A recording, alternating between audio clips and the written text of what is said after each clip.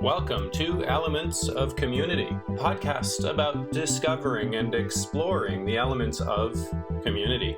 I am Lucas Root, and each week we talk with a community leader about what makes their community thrive and bring value to both the leaders and the members. Join me as we unpack the magic of the elements of community.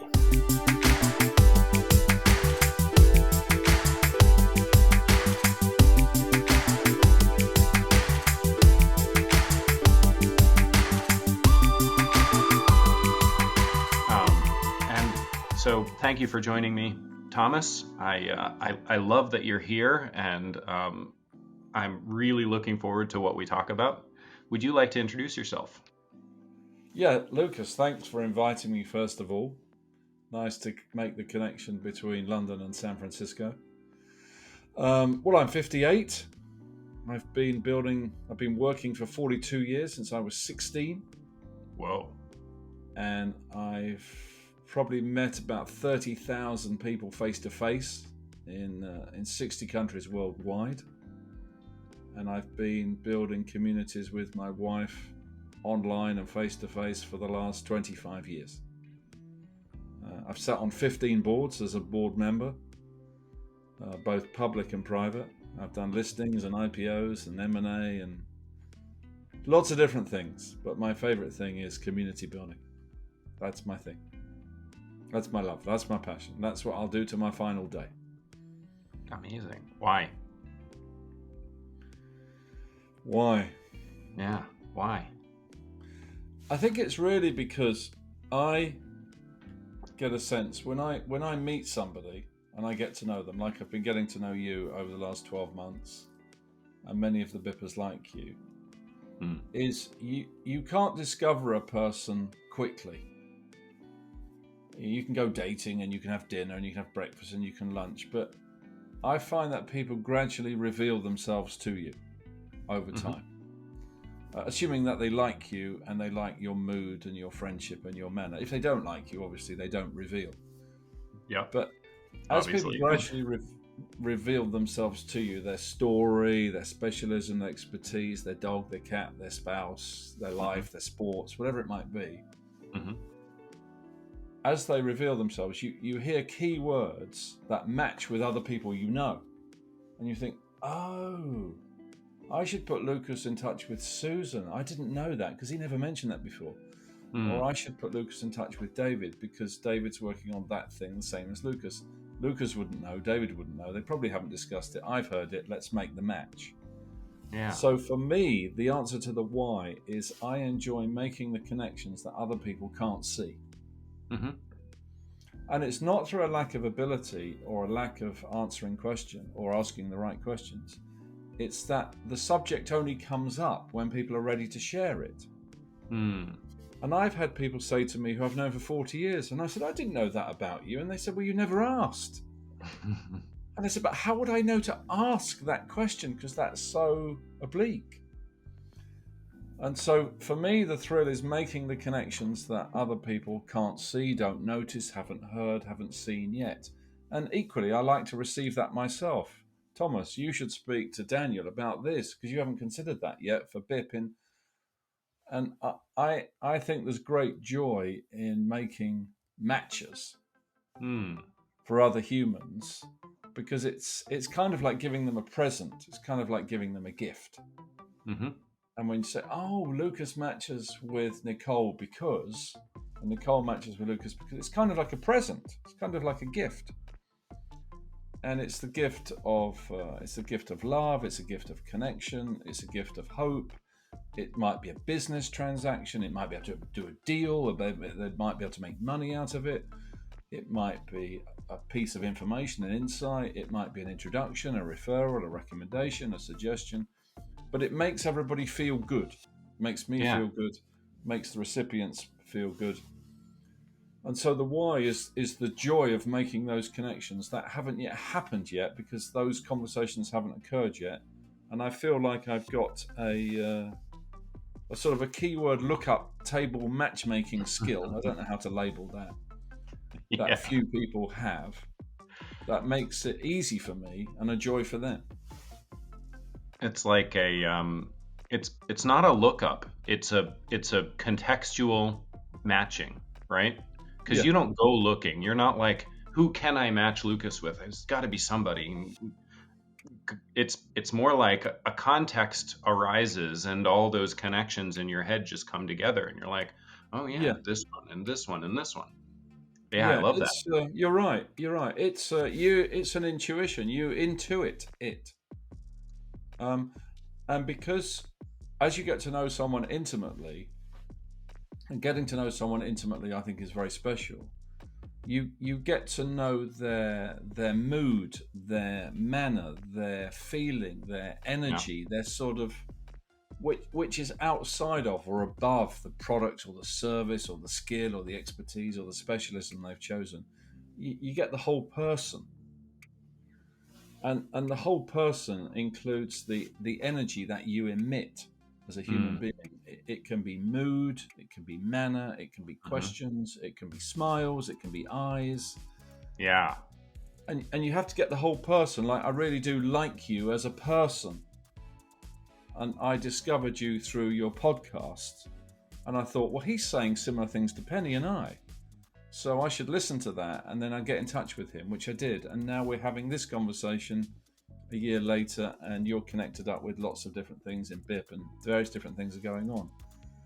But it felt right, and I think you have to work with the energy that feels right to you. And I think if you can get that inside a community play or community environment, you can effectively build intimacy as a service that results in better outcomes, which includes making more money for deals, because I know people have got to make money. But what Penny and I are trying to do is we're trying to do love and money, so that people get all the love and support for the issues they face. They might have parents who are dying. They might have family members who have cancer. They may have challenges with their health. They may have other people with challenges. There could be financial challenges, physical ones, all sorts. Everybody faces challenges, extraordinaire, it seems to me, in their life. And of course, they have to deal with all of that sort of challenge, love, support issue. Mm-hmm. And they have to deal with their business opportunities, finding the right suppliers, the right investors, looking for the right clients, getting the right referrals. And they have to do all of this at the same time. They have to do family life and business life at the same time. And it's hard to do both at the same time. It is hard. What Penny and I, it is hard. And what Penny and I are we're trying to deliver a community standard or a community level or a community service that copes with both. What I call the love and the money. Everybody needs money and everyone needs love. But everyone faces challenges which are vast. And it's not until you hear people's challenges, and we heard an amazing amount of challenges last night that people faced. Amazing, over a public dinner that we host each month to find new applicants. And we were just listening to these stories thinking, oh my God, people do really get a hard time in different ways in their lives. They really do. Yeah. You know, one guy lost his brother at 22. Ooh. To cancer. Fit guy, working out, physically fit, competitive football and rugby, and suddenly they discovered he had cancer of the heart. I don't even know what that is. Gone at 22. And so he's dedicated his life to building a charity to educate young men who are fit that they might have this symptoms of this. It's just, you don't know the story inside somebody, and unless people feel safe, they won't share their story. Mm-hmm. They won't be at peace enough. That mood that I talk about, the mood matters a lot to me. It's got to be a safe place, and Penny and I try to create a very safe environment so people can share all of their issues, whether they're business ones, commercial ones, or personal family health challenges. They can share them all. And actually, the more of your personal life you share, the easier it is to do business with you. It's true. But people tend to ask these questions, what do you do and where are you from? And they sort of qualify you out. instantly based on your sort of commercial practicality or availability or resource to them. Or what's the ROI, or what's the agenda, or what's in it for me if I do it? And all of these people are sort of unsuitable for community building, because we want people who get the love thing and the money thing. Yeah. And we're trying to deliver that, and it's hard. It's really hard to get it right, and we have to use all this software. We have 50 pieces of software that we have to use to run this thing. And we're only talking about 100 families, supporting 100 families. Well, we're subscribed to 50 of these B2B SaaS systems. And they're a pain in the arse having to use them all and integrate them all. So actually, it's hard. It's hard physically, mentally, emotionally, financially, and technically with all this software. So what seems like a very simple problem to bring 100 families together and support them worldwide, it seems trivial, but it's incredibly complex. Yeah. And I think it's why intimacy doesn't exist when you consume products and services, because board members don't know how to do it. The technology companies haven't built products to do it. And there isn't anyone in an organization who has the skills of having done it. Mm-hmm.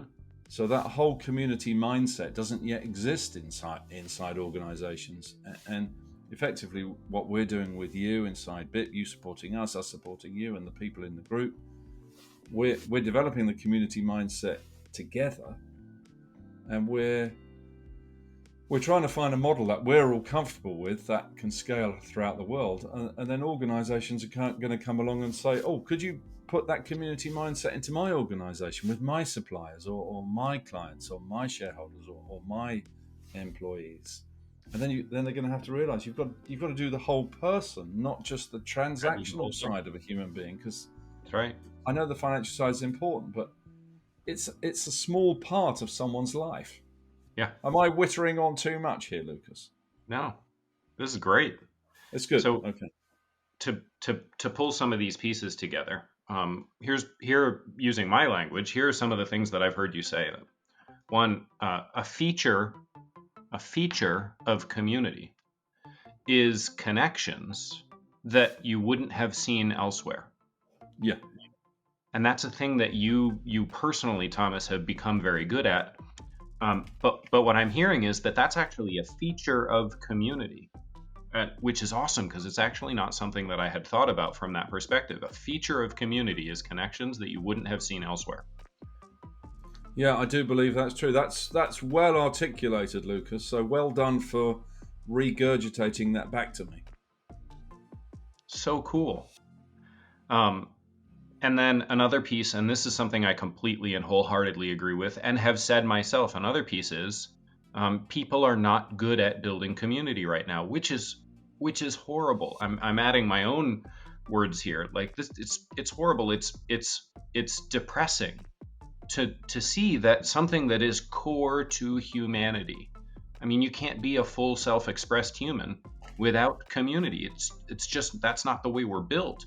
And yet your experience from the other side of the world, your experience matches mine, that people are not good at building community. Maybe because they don't understand it. Yeah, I mean, it's because they don't understand it. They've never been trained how to do it. Mm-hmm. It's certainly not innate. It's not innately hidden away in your ancestral DNA that you can sort of download that tape from the past lives and use that. I actually don't agree with that. But well, that's good. That's good that you don't. But it's actually quite hard to do it. And all these different software systems we've had over the last 25 years, these so-called social networking systems or social media systems, whatever label you want to give them, they're not actually very good. Mm. Well, actually, they're amazing for what they're good for, right? But they're very good at shipping information around, but they're not very good at building community. Exactly. Well, because connection and community are not the same thing. Correct. Connection is a feature of community. So what they've done, these big social media companies, and they've done it very well, they've built a tool that facilitates connection. But if that's just a feature of community, then they're only addressing a very small part of what really needs to be a whole pie. Yeah. And they've all done a different piece of connection as well. I think you could break down that connection into different aspects, because if you look at Twitter, they've mainly connected people with words. Mm-hmm. If you look at YouTube, they've mainly connected people with videos. Yeah. Instagram with images. Mm-hmm. And so all of these social platforms have done little bits of task around little topics. Because I grew up with books and newspapers, Twitter is my favorite. I love where we're going here. Keep going. Because it's about words. So I like it because it's about words. I can read a lot of words fast because I'm a good reader. I've been reading books since I was 7 years old. I have no interest in pictures or videos. Mm. So Instagram and YouTube, I only use if I have to use them. Mm-hmm. And so what's happened is we've now got a generation who've been online for 30 years, like you and me. So we're effectively digital fossils. Mm. They'll be making oil out of us next. Right? We've been online for so long, and then you've got this where I still like reading words from a tweet or a newspaper, and the generation behind me wants to watch a sub 1 second video on TikTok and decide whether they like or dislike it. Swipe. So they're consuming content a different way. They're still learning their own particular way, but the environment is just driving a very individual mindset. Mm-hmm. It's very much about me. How can I survive? How can I get my profile right? How can I survive? There's very little in the tech area in Silicon Valley that's about building a community mindset. Yeah. And because no one's done it, you don't really have the tools to do it. Yeah. What you do have is this church of Steve Jobs, which is Apple. You've got the church of Bill Gates, which is Microsoft. You've got the church of Twitter or the church of Tesla, which is Elon Musk. Yeah. But these are basically these are like idol worshipping to idols, false gods. And as we mentioned, it's a piece of the pie, but it's only a piece of the pie. It's only a tiny piece. Yeah. What matters to people is the energy that they feel around another human being. What I call the mood or the manner of that person, whether you like that person, whether you dislike that person, whether you consider that person is friendly or threatening, they're warm or they're predatory. And we all have these feelings and emotions when we meet another human being, whether we need to be alert, we're under threat, or whether this person, like Lucas, is charming and we can fall in love with him and have a coffee with him straight away. And the management of our own personal energy is very significant for how we do business with our suppliers that we choose, our clients that we try to work with, the people we hire to support our teams. The energy really matters. And if there's an energy mismatch, you get isolation, disconnection, fear, bullying, and what's happening in most organizations is you've got an uncomfortable environment because the people don't match. So that they're only there to do transactions, to complete transactions for that organization. But we're not computers. We're not robots. We're not. Humans want a proper human energy, emotional exchange with one another before they decide whether they do or don't want to work with you, consume your products and services. And organizations are not sophisticated in this area yet. So you're trying to change the world. I don't know whether we're trying to change it. I think we're just evolving a little nudge. We know that people like small, intimate groups. We know that people like breakfasts and lunches and dinners. We know that people like face to face. And it's hard to achieve all those things with all of this digital technology. So People want a hybrid life. They want some through the screen, some through the mobile, some through breakfast, some through lunch, some through dinner, some through workshops. You've got to really hold someone's attention for life. Yep. And we're trying to support these 100 families for life, so that when we're 88, they're still there, and maybe even the children and their grandchildren are part of the community at that point. Yeah. We're building this community of 100 families for life. For them to support us, and for us to support them. It's two-way, and it's whatever is required. Yeah. It's not a case of this isn't the right product or it's not in our catalogue. It's a case of, this is the need that they have. Let's figure out how we solve that need with another member or another supplier or somebody else, or a different way. And the challenge with organizations is they're so focused on a single product or a single P&L item to hit a target that they don't really engage in any intimacy outside the product or service they're delivering. So there's never really we need this. Any loyalty. It's relationships are shallow in organizations, and as you rightly say, humans are not robots. They need intimacy. They need the energy exchange. They need it to be personal. Business is personal. They have to be involved in it. They have to feel like they're involved in it, because humans are personal, and when humans are involved in business, which is always, then business needs to be personal. But it rarely is. Yeah. So we're missing out on a huge amount of what's required, what's necessary in order for us to engage in business wholly, right? Well, that's why you have that quiet quitting environment where people are just doing the minimum. Yep. It's horrible.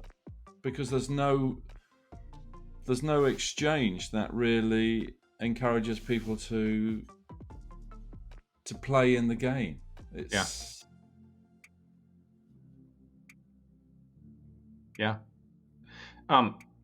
A lot of what you've said sounds to me like it's pieces of a different way of describing, and I love it, a different way of describing common language. So engaging emotionally is common language. Paying attention to the mood and the manner of the person with whom you're engaging is building that common language, the language between you and them. Which, as you know, is one of the 5 elements of community, is common language. And I love the idea of using that emotional exchange, the energy exchange, which is a real piece of human interaction, and talking about that from the perspective of common language and the way that needs to be reincorporated into us living our daily lives. Over coffee, with our families, over Zoom, with our friends, right? What we're doing right now, you and I. And in business. Yeah, I think it's a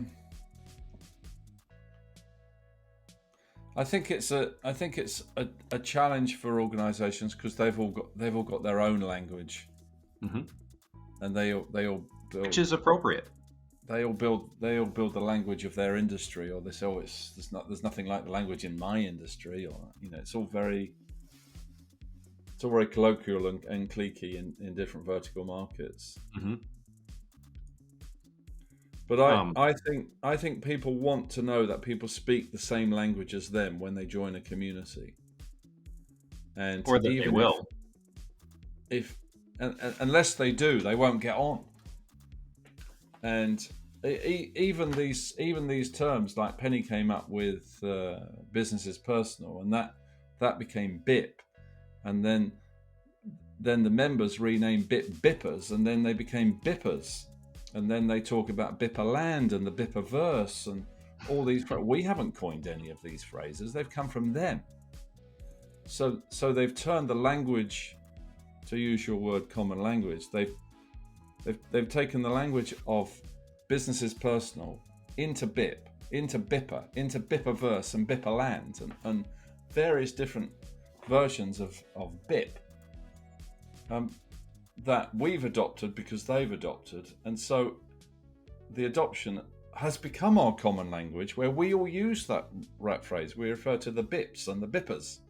And it's a very comforting common language. As you might say, someone is a New Yorker or someone is a Londoner.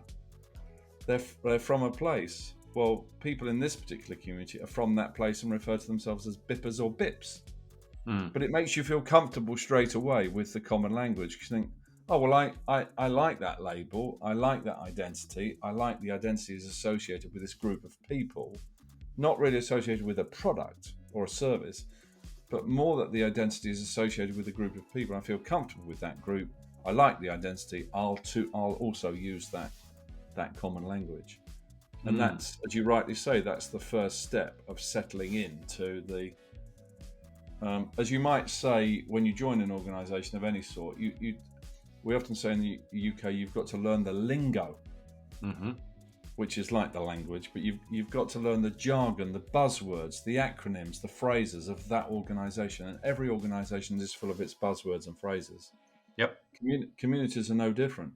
But it's nice when the language is created by the members, because then you feel it's a co-creation. It's not dependent on Penny and I. We don't have all the answers. We wouldn't claim to. It's better if the community comes from nudges from us and nudges from the side, so it emerges. It's like an emergence project. It's a live R&D. We're building it together as a collective, and we're all contributing financially to the that's pot. Normal. Yeah, and effectively, it's kind of like a fractional ownership, because we're all contributing a little bit to the pot. You are, we are, the other 99 are, or 98 are, and that's how it's financed. So it's in many ways it's kind of like a digital kibbutz. Yeah, we're all putting in to create this emerging private marketplace and community, and it's a joy to be in the experiment, because you've got a lot of bright people in this community who surprise you with what they know and who they're connected to, but they don't tell you overnight. As I said earlier, the relationship with each person emerges over months, even years, and then they tell you something. You think, why didn't you tell me that 18 months ago? And well, you didn't ask. Well, I wouldn't have known to ask. And that's where the connections piece comes in. You think, oh, well, if you told me that, I'd have put you in touch with Lucas 18 months ago. But I didn't know Lucas at that time. Yes, but if this is what happens. But that's how community is formed. Yeah. It's also a great fun experiment, because you can't know the answer, you can't know where it's going, and you can't know what it's going to become. But there's a lot of, if I look at just the conversations happening between the Bippers, the community I know well, there's about 100 one-to-ones a week. So there's about 5,000 one-to-ones a year now. And I get to hear, because I phone them all, I get to hear what they're all doing, and one in 5 of those result in some kind of transaction. It's either a new insight, a piece of information, an introduction, a referral, or a financial transaction, be it buy, sell, invest, whatever it might be. Right. So even in a little community of 100, there'll be about 1,000 transactions a year. Or once an organization, once a CFO, once a sales director, once a marketing director realizes that, they'll think, oh God, why aren't we all doing it? Because it's hard. It's only because they don't know.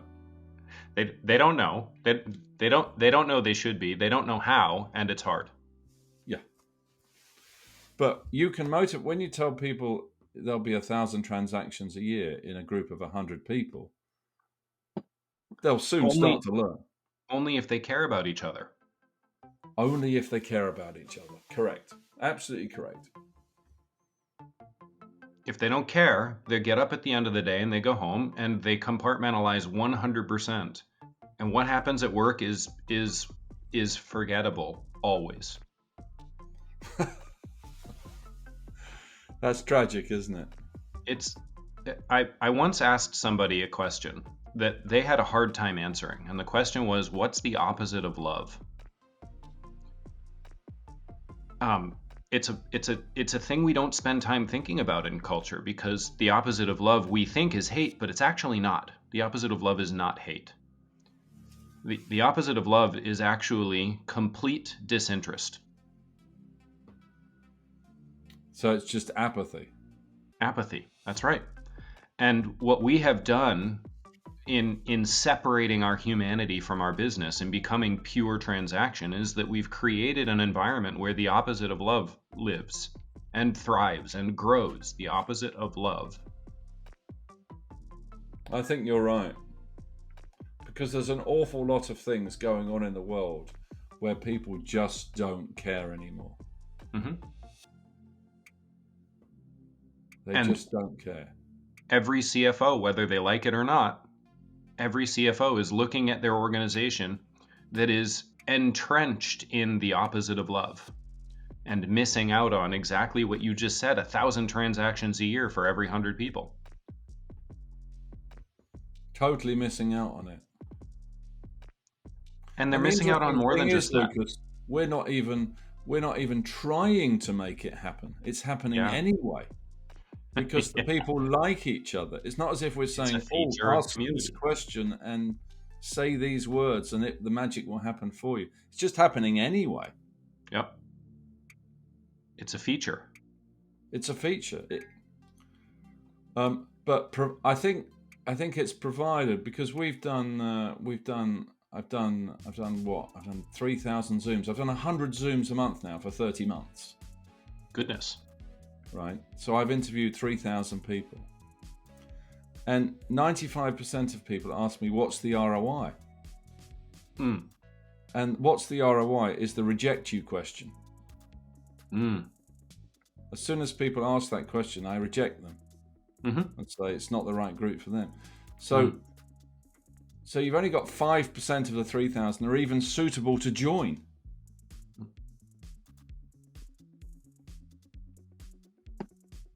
Wow. So I would say 95% of people in organizations wouldn't know how to behave in a community, even if they're invited to join one. Yeah. Well, we haven't been trained. As you said, we haven't been trained. We haven't been trained to be a member of community. In fact, it's almost the opposite of training. But you think the knowledge is innate in our DNA? I do. I think that we have been. I think that we are being culturally detrained. I don't want to ascribe negative intent, but I do believe that it is intentional. Not negatively, but I do believe that it's intentional. I think that when people see transactions happening, they think what I want is more transactions. I'm the CFO. I want more transactions. Give me more transactions. Anything that's not transactions, get rid of it. And that focus is a good thing when it's applied well. Focus is a powerful tool. That focus on transactions only has become cultural. Not by accident, by intent. These people are focusing on transactions. It wasn't designed that way. If we go back and look at Henry Ford, what was the first thing that Henry Ford did as soon as he got successful at building a car? He found a way to make it so cheap that everybody in his company could buy them. Everybody in his company could buy his car. He wasn't looking for just transactions. But the next generation of business leaders that followed after Henry Ford didn't understand the whole picture of what he was doing. I need to serve my community, and I cannot do that if my cars are unaffordable to my community, right? They didn't see that. All they saw was a whole bunch of people are buying cars. How do I do more of that? I want more of that. Give me more transactions. I'm focusing on transactions. And so that post-Henry Ford generation rebuilt culture focused on transaction and detrained. They culturally detrained community. It's interesting that, though, because you are right, but of course, that focus on transactions created a massive global economy focused on transactions and has created huge wealth. Yeah. That people find somewhat lonely. or Absolutely. disturbing or depressing. And Yeah. then along comes currently the most successful man in the world, who returns Twitter to being a coffee shop. He sits in the town square, and all he's focused on is asking questions and making statements, seeing how people are getting on. He's effectively running his own coffee shop with 200 million people sitting in the coffee shop with him. He Yep. doesn't talk about transactions or selling things at all, ever. Yeah. Other than to say to people, you need to pay $8 a month for your coffee, which is his only transaction, and that's a choice thing. He's priced it the same as an expensive latte. Mm-hmm. But he's basically sitting in the town square, he's sitting in the town square at Twitter, building community. Yeah. Because he knows he's going to suck everyone in. He sees the And same in the thing. end, Same thing you and income I follows audience. Yep. And he's going to get 1 billion people in his town square over the next 10 years. And the capital will flow behind the audience, because income always follows audience. But he's actually giving a demonstration to chief executives all over the world how to build community. And they're not listening. Well, I'm sure they're observing, but I don't think they're necessarily knowing what they should do as a result of. But I think in time, when I'm they not see, even sure he knows. I know I see like you see what he's trying to do, but I see it through the lens of the focus on community that I have, like you do. I'm not sure that he knows. I'm not sure that he realizes that he's building community. I think he sees a hole, a gaping hole, and he's trying to fill that hole. He's trying to help people find a way to fill that hole. But he doesn't have the language, or maybe he does, but I don't see it. I don't see evidence that he has the language to talk about this from the perspective of community, like you and I do. Yeah, that's probably true. But if you look at his track record with the previous things he's built, he has been able to build, whether you go back to PayPal or Tesla or SpaceX or Neuralink or any one of these things, he has been able to build that sort of cult following. And a cult following is that idol following, as in Church of Steve Jobs or Church of Bill Gates with Microsoft. These are churches. This is the Jesus Christ business model. Yep. And Elon is using the same business model of the idol worshipping. He must be the king. He's the king. He must be Jesus Christ. He is. He isn't. He is. He isn't. They're all using the same model with monthly subscriptions, just like religion. Mm-hmm. But he does know that there has to be some town square for the world, which has to be independent and neutral, outside of politics and outside of business. So if effectively he's positioned himself inadvertently, accidentally, or even deliberately as like president of the earth.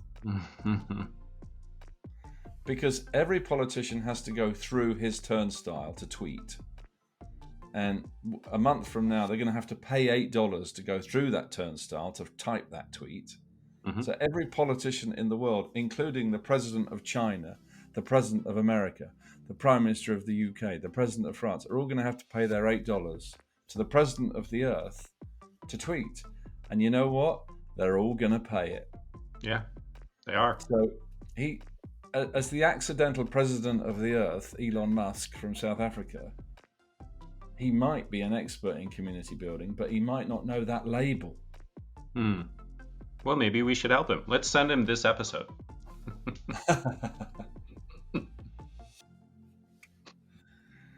Yeah.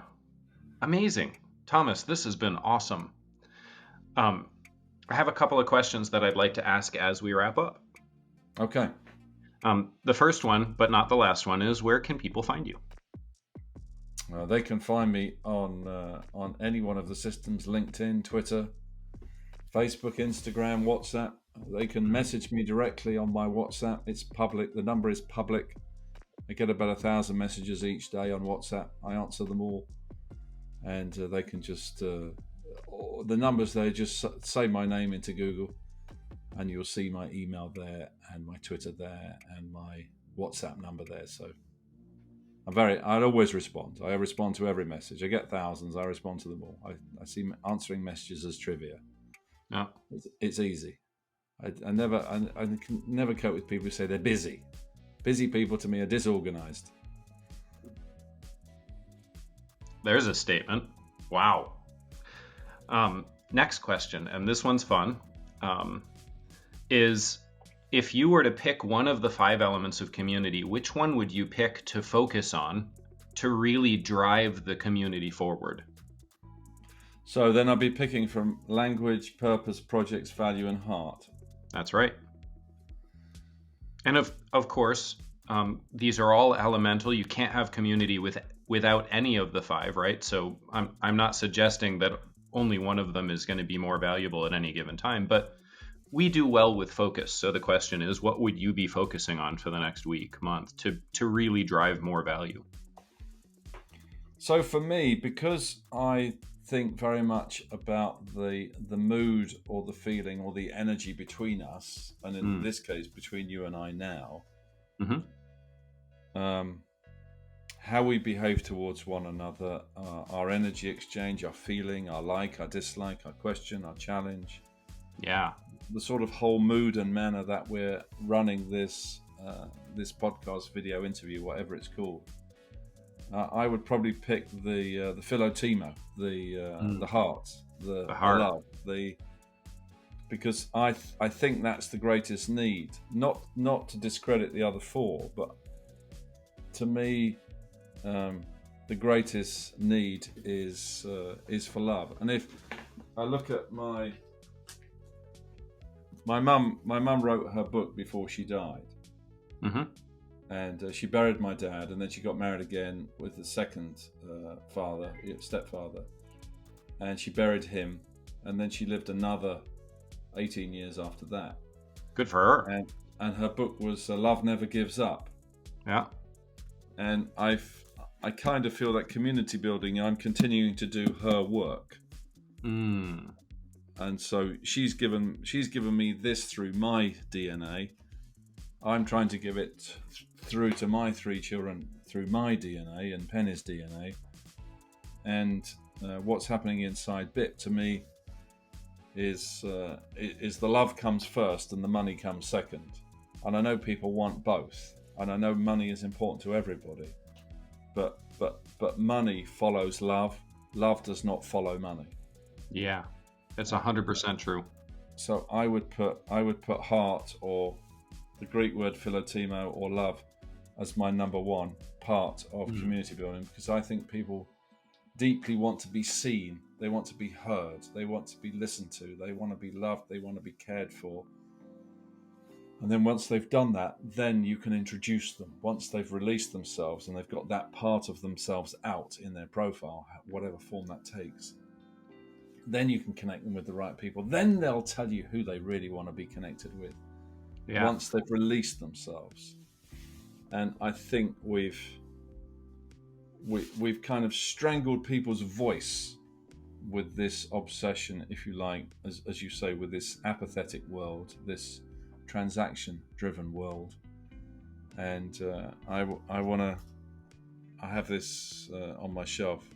Love never gives up. So I think this is a message from my mother, now that she's left us. I need to keep that up. So I'm going to keep that up through community building and connecting people. That's amazing. I love it. Thank you. Thank you. Final question, the curveball. Is there a question that you would like me to have asked that I haven't? Oh, that's a great question.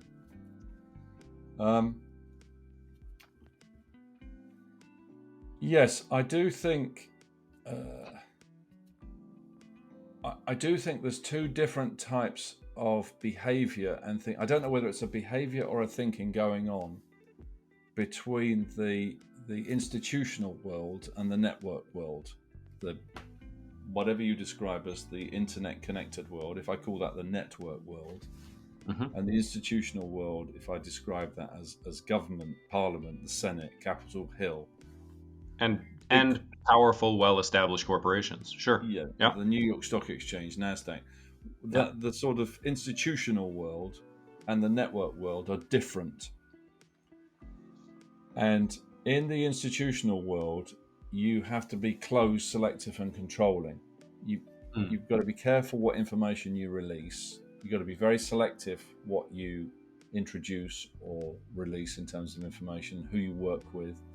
And you've got to appear to be in control of everything. That's a fake illusion of being in control of everything. But institutions like to think they're in control of everything. And we know they're not, because they mess up all the time. All the time. When you're in this networked world, whatever label you want to give to this digital world we now reside in, and there's many labels for it, you have to be, rather than closed, you've got to be open. Rather than selective, you've got to accept the random nature of all this flow of data, and rather than seek control, you've got to seek to be supportive. So you have to get from closed, selective, and controlling to open, random, and supportive, and it's a journey.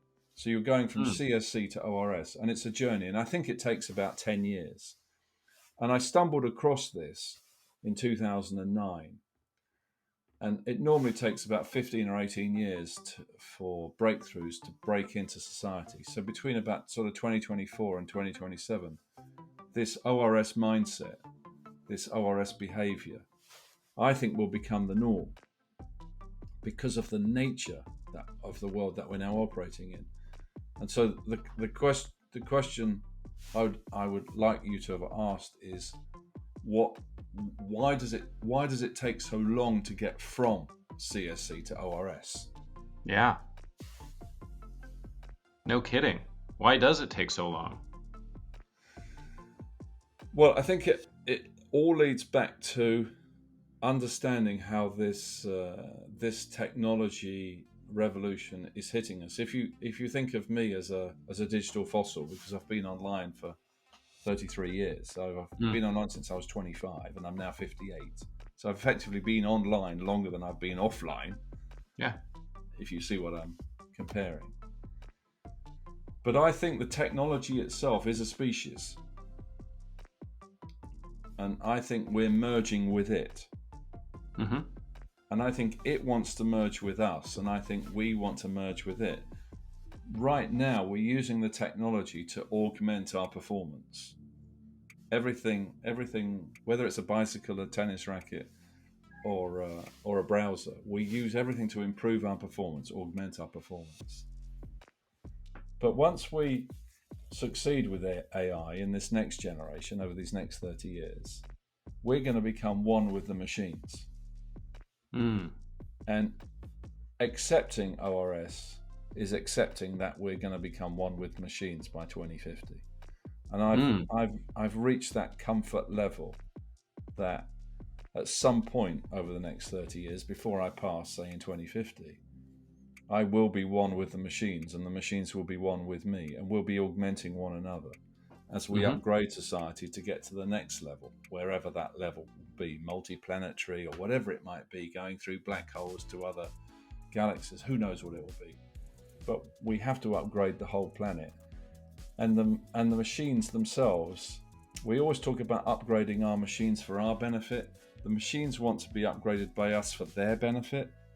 And we have to accept that we're going to become one with the machines. And I've been able to do that since 2009 because I've accepted this world of ORS. And when people get comfortable with ORS, and it does take a long time, I think it does take a decade, then you can accept what's going to happen in your life between now and 2050, which is why I'm very happy to work supporting these 100 families in this BIP 100 until I pass, because sometime in these next 30 years, I'm going to get that upgrade. And I'm going to be moving up to machine level, whether it's a chip in my head or in my hand or in my heart, whatever. But we're going to become one with the machines. And they call it the singularity. At least Ray Kurzweil calls it the singularity. And Ray wrote the foreword for my second book in 1999, and now he's director of AI engineering at Google. Coming to terms with being one with the machines for mankind, I think, is terrifying, because everybody sees the Terminator 2, Arnold Schwarzenegger, Sensor Teradynes. I can't remember what it's called, but I think it's going to be a good merger, and I think we're going to benefit from the machines, and the machines are going to benefit from us. And it's not a threatening situation. It's not a predatory situation. It's a merger of two species: the human living organism and the machine, or as Arnold Schwarzenegger said in Terminator 2, living tissue of an endometal skeleton. That was back in 1992. Pretty bad accent, I know, but when you say goodbye to CSC and you say hello to ORS, you can reach the point of acceptance that mankind is going to be one with the machines by 2050. And I want people to at least consider that as a point of view. Amazing. Thank you, Thomas. That was absolutely excellent. Appreciate you. Thanks for asking me great questions, Lou, because it can't be done without the questions. I mean, I'm with you. The words, I'm great at building a story and telling it, but I'm infinitely better at it when somebody asks. Yeah, exactly. Thank you for joining us this week on Elements of Community. Make sure to visit our website, elementsofcommunity.us, where you can subscribe to the show on iTunes, Stitcher, Spotify, or via RSS so you'll never miss a show. If you found value in this show, we'd appreciate a rating on iTunes. Or if you'd simply tell a friend about the show, that would help us out too. If you like the show, you might want to check out our EOC Inner Circle, where we deep dive with each guest on the inner workings of their community. We cover things like community model, profitability, and engagement strategies. You can join the Inner Circle at elementsofcommunity.us/inner circle. Be sure to tune in next week for our next episode.